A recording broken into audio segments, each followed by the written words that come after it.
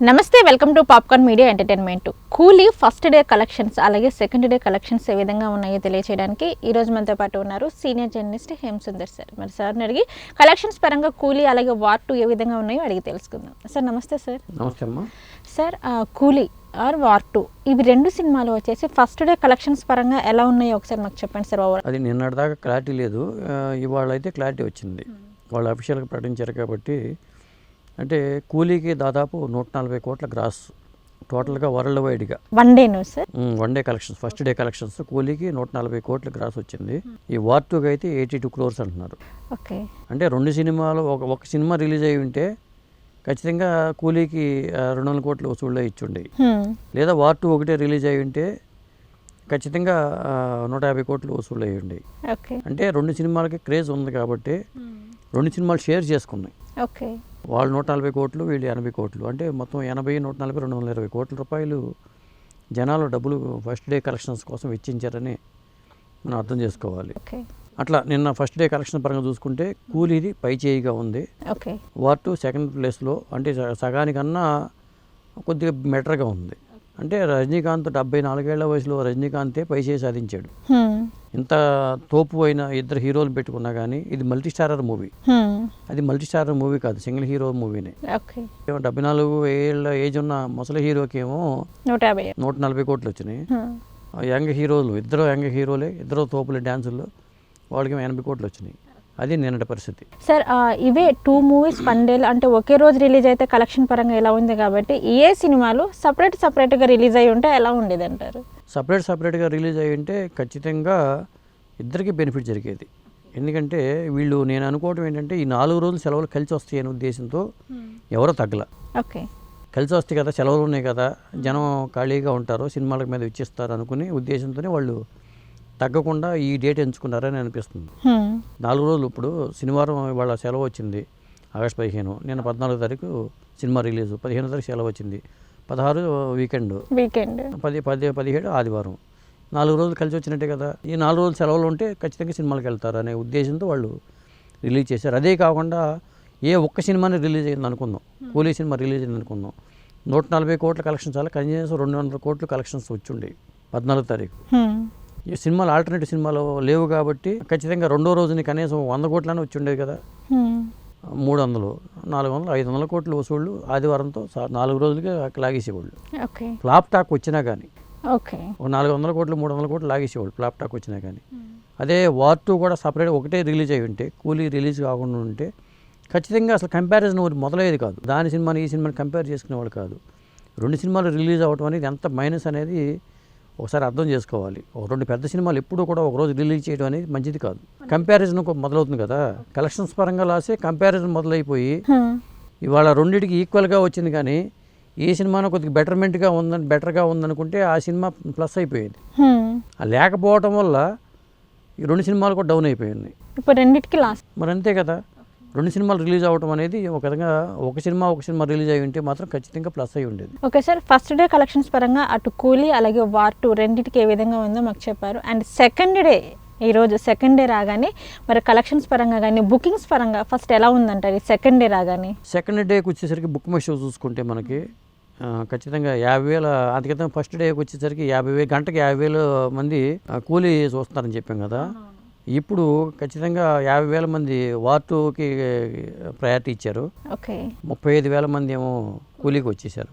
అంటే డౌన్ అయింది. అంటే ఫస్ట్ డేకి సెకండ్ డేకి ఫస్ట్ డేకి డౌన్ అయింది. సెకండ్ డే వార్ 2 అనేది ముందుకెళ్ళింది.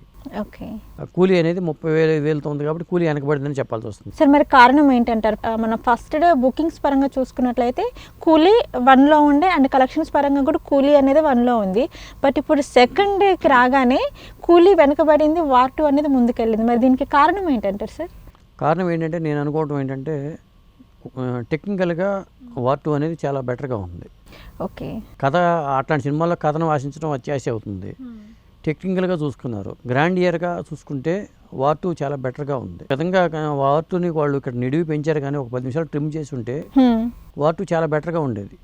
ఎందుకంటే లాస్ట్లో జూనియర్ ఎన్టీఆర్ చనిపోవటం, చనిపోవడం తర్వాత పెంచేశారు సినిమాని అక్కడ. అంటే లాస్ట్లో జూనియర్ ఎన్టీఆర్ చనిపోతారా సార్? జనరల్గా చనిపోతాడని చూపించారు, తర్వాత మళ్ళీ బతుకుతాడు. సినిమా కోసం బతికించినట్టుగా ఉంది, అక్కడ కొద్దిగా ప్రొలాంగ్ చేశారు.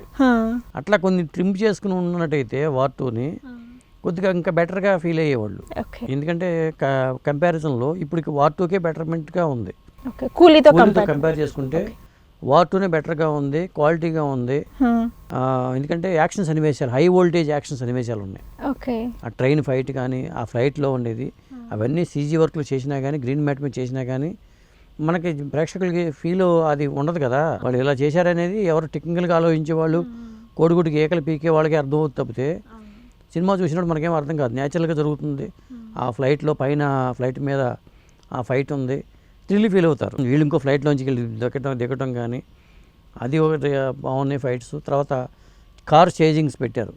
కార్ చేజింగ్స్ వెళ్ళిపోయి రైలు మీద పడిపోవటం కానీ, ఆ రైలు మీద నుంచి మళ్ళీ అక్కడ ఆ సన్నివేశాలు కానీ, బ్లాస్ట్ అయ్యే సన్నివేశాలు కానీ, ఇవన్నీ కూడా థ్రిల్ ఫీల్ అయ్యే సన్నివేశాలు. ఇవన్నీ వాళ్ళు గ్రీన్ మ్యాట్లో చేసి ఉండొచ్చు టెక్నికల్, కానీ అది ప్రేక్షకులు ఒరిజినల్గా జరిగినట్టుగా ఫీల్ అవుతుంటారు చేజింగ్స్ కానీ. అలాగే లొకేషన్స్ పరంగా కూడా వాళ్ళు ఎక్కడ రాజీ పడలా. అంటే కార్పొరేట్ సంస్థ యశ్రాజ్ ఫిల్మ్స్ అనే వాళ్ళు ఎక్కడ కాంప్రమైజ్ కాకుండా ఖర్చు పెట్టారు. ఆ ఖర్చు అనేది స్క్రీన్ మీద కనిపిస్తుంది. వార్ 2కి వచ్చేసరికి, ఇక్కడికి వచ్చేసరికి కూలీకి వచ్చేసరికి ఖర్చు లేదు. అంటే గ్రాండియర్ పరంగా హై వోల్టేజ్ యాక్షన్ సన్నివేశాలు కోరుకునే వాళ్ళు కొద్దిగా థ్రిల్ ఫీల్ అవుతారు వార్ 2 చూసిన వాళ్ళు. అందువల్లనే కొద్దిగా కూలీ మీద వార్ 2 బెటర్ అయ్యిందని చెప్పొచ్చు. రెండో రోజు కలెక్షన్ పెరగడానికి కారణం కూడా అదే. ఓకే సార్, అంటే ఇప్పుడు సెకండ్ డేకి కూలీ నుంచి వార్ 2కి చేంజ్ అవ్వడానికి రీజన్స్ ఇవి అంటారు అంతే సార్.